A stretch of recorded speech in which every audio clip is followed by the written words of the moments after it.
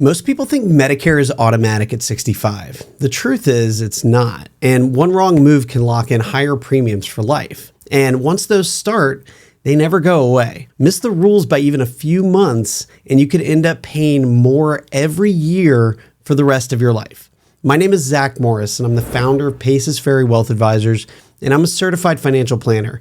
And in this video, I'm going to give you a simple Medicare roadmap of when to enroll, what to enroll in, and how to avoid permanent penalties, all using one clear timeline. And if you'd like to download a free one-page guide, I'll leave a link in the video description. And before we're done today, I'll share the single question you can answer to know whether you're at risk for penalties or not. Now, here's the three big ideas that control everything. So idea number one is that Medicare has parts, not plans.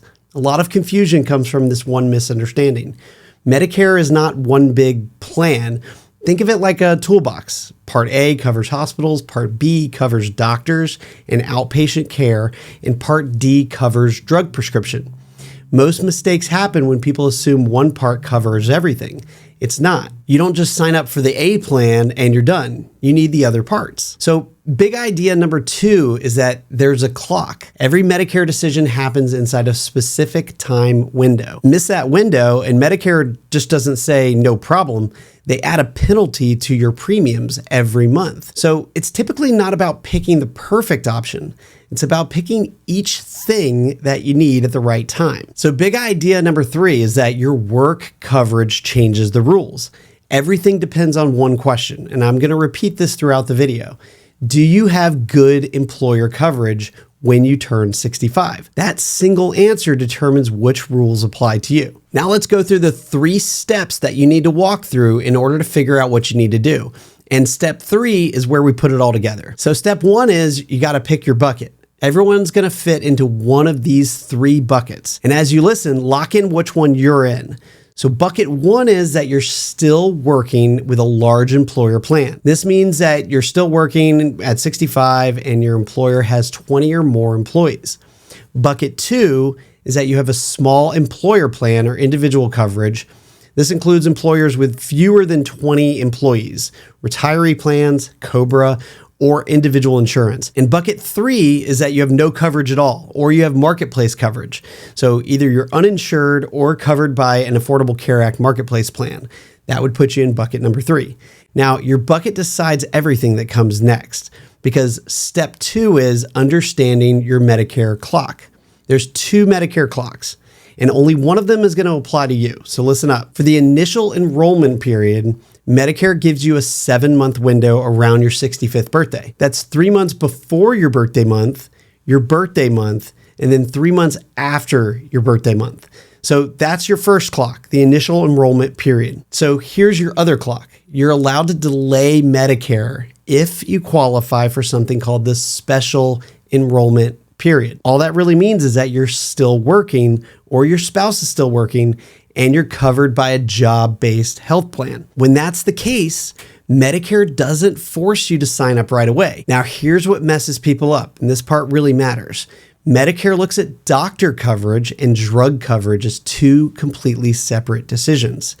Your doctor coverage, which is Medicare Part B, is usually easy. If you're still working and you're in a large employer plan, Medicare typically allows you to delay Part B without any penalty. Think of it like hitting the pause button on a stopwatch. When you retire or lose that coverage, the stopwatch starts again. But prescription drugs work differently. Medicare looks at your drug coverage and asks one question: is this good enough by Medicare rules? In other words, is it credible coverage in the eyes of Medicare? Even if your employer has incredible medical coverage, your drug coverage might not qualify. And if it doesn't, your Part D penalty clock is still running in the background, whether you realize it or not. And here's something most people don't know. Employers are not required to offer drug coverage that meets Medicare standards, but they are required to send you a notice every year, assuming that you're Medicare eligible, telling you whether or not your drug coverage counts. That notice is one of the most important pieces of paper you'll get for Medicare, and most people just ignore it. So now let's talk about step 3, and this is where it all comes together, and it's knowing what you actually need to enroll in. Remember, Medicare has parts, not one big plan. Let's talk about each bucket individually. So bucket one, your large employer coverage, 20 plus employees. First, let's talk about Part A. Most people enroll in Part A at 65 because it's usually free. But if you're contributing to an HSA plan, enrolling in Part A stops those contributions. That's a planning decision, not a default move. Now, most people delay Part B while they're working, but only after confirming with HR. And for Part D, you usually delay Part D as long as your employer coverage is credible, but you want to confirm this in writing with your HR department. Now let's look at bucket two, which is the small employer or individual coverage. If your employer has fewer than 20 employees, Medicare often becomes your primary insurance at age 65, even if you're still working.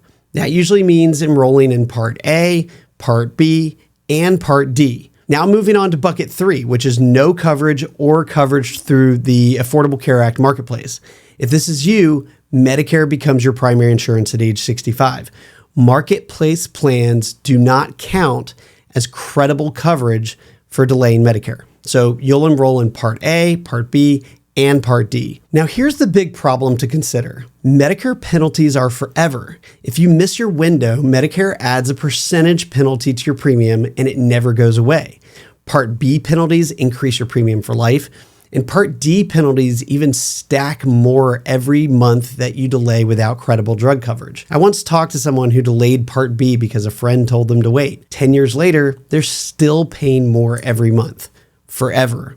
So there's no do-overs, there's no forgiveness. Don't listen to your coworker, your best friend, or your brother-in-law. Check with your employer's HR department and a local Medicare professional to see what you should do. And if you or your spouse aren't covered by a large employer plan, start your paperwork because that clock's not going to stop. If you remember nothing else from this video, remember this: always know your bucket, always know your clock, and never delay without confirming coverage. Thanks for watching today. And if you're interested in learning about what other costs might catch you off guard in retirement, check out this video on 5 hidden retirement costs.